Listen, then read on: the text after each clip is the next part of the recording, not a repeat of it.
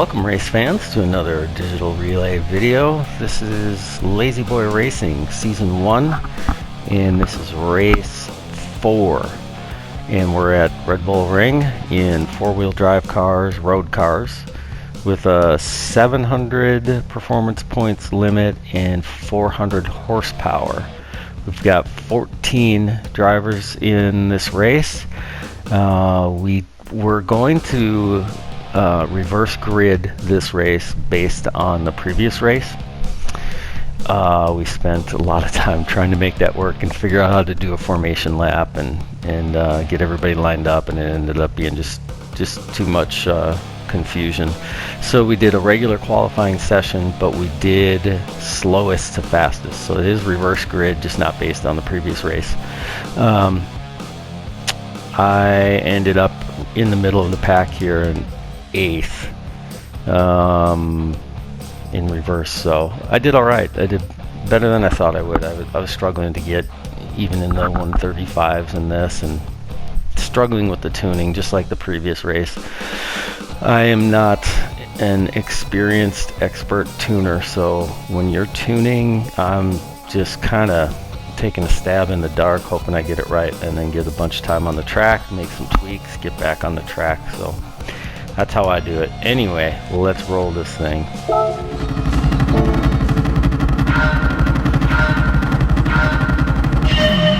It's another dramatic start here, as we've got guys going 5 wide at one point.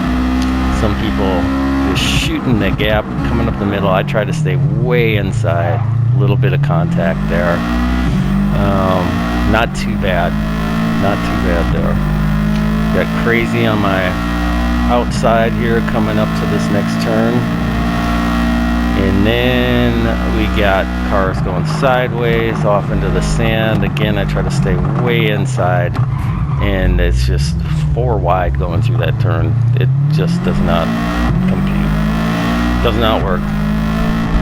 I try to go inside on Caveman here, get past him, do what on my left, Piler flying in. I want to stay inside here, and then I take a little shove from Caveman, get through there, darts off the track for a second,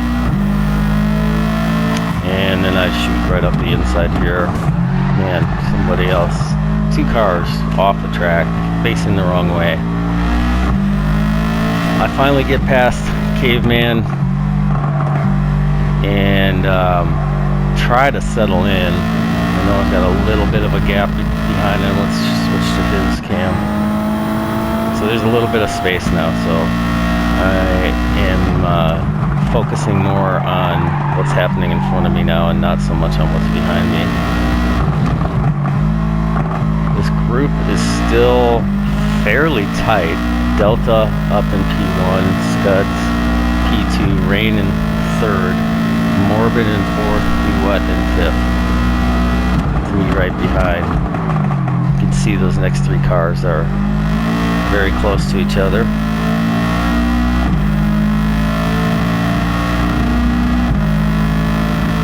Single file seems a little more reasonable. Better than 4 wide through this turn. But Morbid taps Rain and goes off. Just went a little deep. So I'm able to stay in front of him at least for now. Rain and Duet goes by. I'll try to stay a little bit defensive here. I don't want anybody coming up and smashing me or tucking up the inside. So I'm able to hold off Morbid there. Trying to go through this left sweeper. We've got Scuds sliding around. I struggled with that left-hander the entire week, really, just trying to get it right. Did not really come up with a very good braking and turning point or pay attention to my speeds. Normally that is what I would do, is figure out what my minimum speed is through there and find a good braking point and a good turning point. I kind of did this more by feel. So I'm right on Rain's bumper there. Rain right on Scuds. Delta's still with a pretty healthy lead. Oh, Morbid came flying up there and looks like he went off track.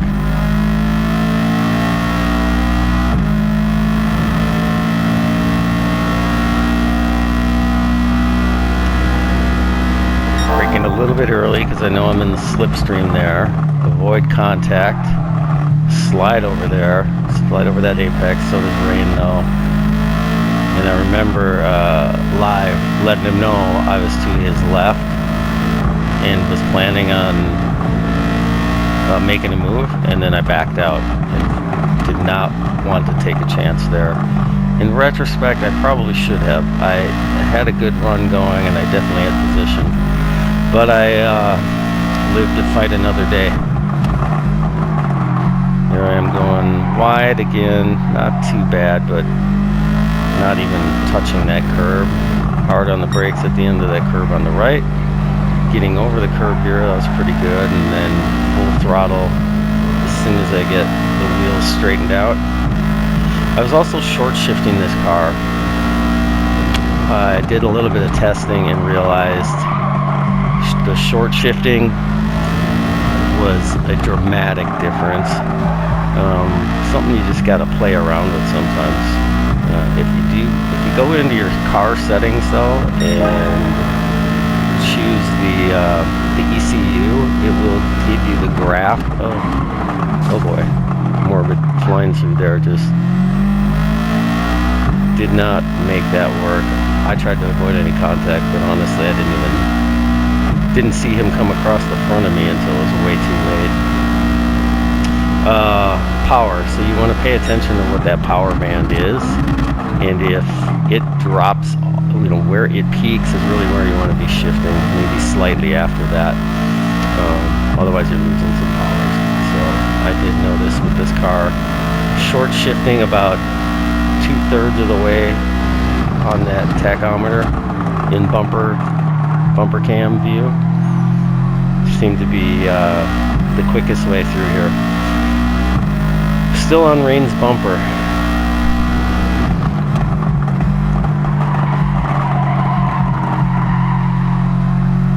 Right on his bumper there.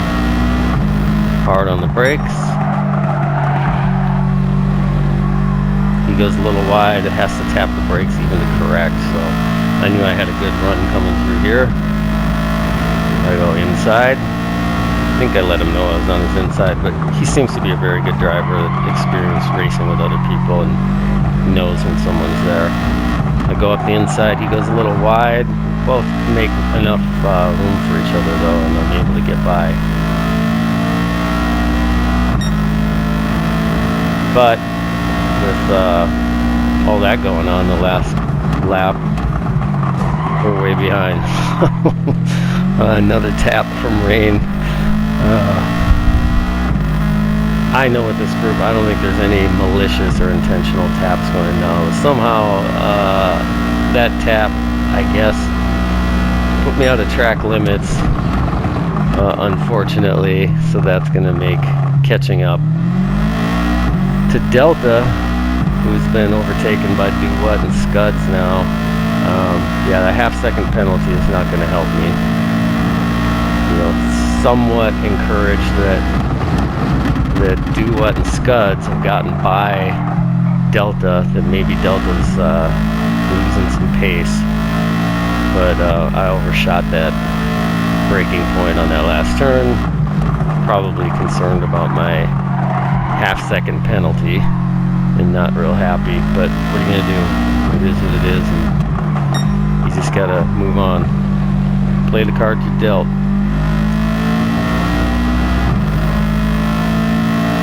About to serve my penalty here.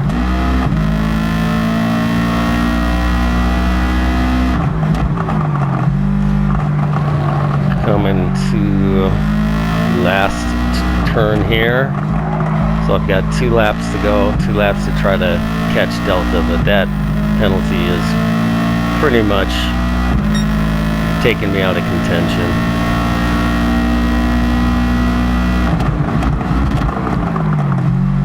all I can do is push, try to get a good, clean, fast lap.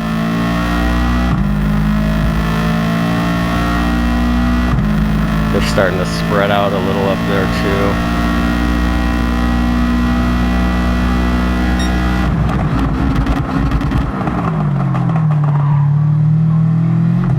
Finally get that turn decent.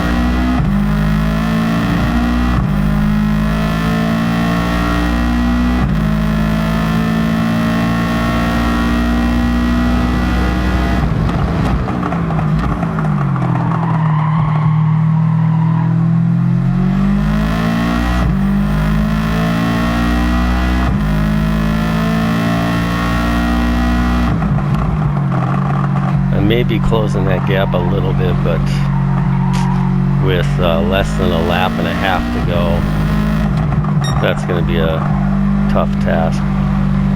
You can see by that sector time, I'm having my best lap yet, and I believe this ends up being a 1:35, which was my fastest lap in race. Trying to chase him down, but I think I'm a good 3-4 seconds behind now. 35.8, best lap by half a second. Hard on the brakes before that 100 meter. Clipping this apex. Hard on the throttle again as soon as you straighten out. Try to ease into the throttle even while turning. Short shifting. Moving to the left. And then before the 100 meter, hard on the brakes, down into second, clip that apex, straighten it out, full throttle, and again before the 100 meter. This one I'm actually about halfway between the 150 and the 100. And I toyed around with, sometimes I go through in second, sometimes in third.